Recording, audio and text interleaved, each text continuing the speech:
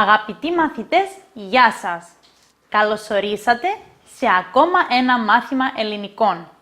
Σήμερα θα απαντήσουμε στην ερώτηση της μαθήτριάς μας, Λοράνς, σχετικά με τη χρήση των λέξεων ασχολούμαι και απασχολώ. Το ρήμα ασχολούμαι αναφέρεται σε μια δραστηριότητα που κάνουμε, κατά την οποία αφιερώνουμε το χρόνο μας.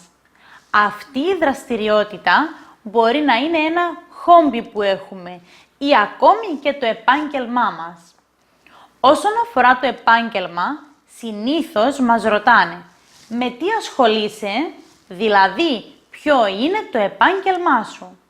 Και εμείς απαντάμε ανάλογα.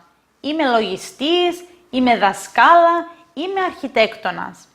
Από την άλλη, η χρήση του ρήματος ασχολούμαι μπορεί να αναφέρεται και σε ένα χόμπι. Επομένως, μπορούμε να πούμε «Στον ελεύθερο μου χρόνο ασχολούμαι με τη ζωγραφική, τη μουσική, την πολιτική, με τα παιδιά».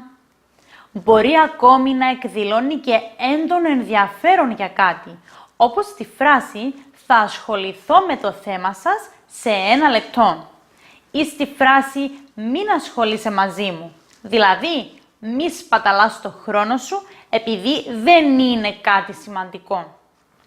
Τώρα, το ρήμα απασχολώ σημαίνει ότι αποσπώ κάποιον από την εργασία του, δηλαδή σπαταλώ το χρόνο του σε κάτι που για τον ίδιο δεν είναι και τόσο σημαντικό.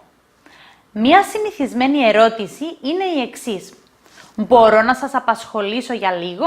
Δηλαδή, μπορώ να σπαταλήσω για λίγο το χρόνο σας?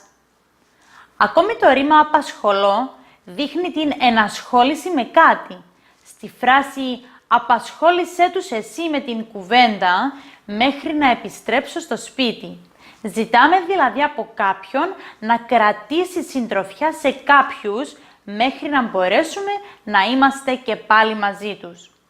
Το ίδιο συμβαίνει και όταν πούμε «μπορείς να απασχολήσεις για λίγο τα παιδιά», δηλαδή να παίξεις για λίγο μαζί τους, ώστε να μην μας ενοχλούν, για να τελειώσουμε κάποια δουλειά που έχουμε. Τέλος, το ρήμα απασχολεί χρησιμοποιείται συχνά όταν βλέπουμε κάποιον προβληματισμένο και σκεφτικό και τον ρωτάμε «τι σε απασχολεί?» δηλαδή «τι είναι αυτό που σε έχει φέρει σε αυτή την κατάσταση και είσαι στεναχωρεμένος και σκεφτικός». Αυτά για σήμερα. Ελπίζω να κατάλαβε η Λοράνς και όλοι εσείς τη χρήση αυτών των 2 ρημάτων. Γράψτε μας και εσείς στα σχόλια πιο κάτω με τι ασχολείστε και τι είναι αυτό που σας απασχολεί, ώστε να μάθετε να χρησιμοποιείτε αυτά τα ρήματα. Μέχρι την επόμενη φορά, γεια σας!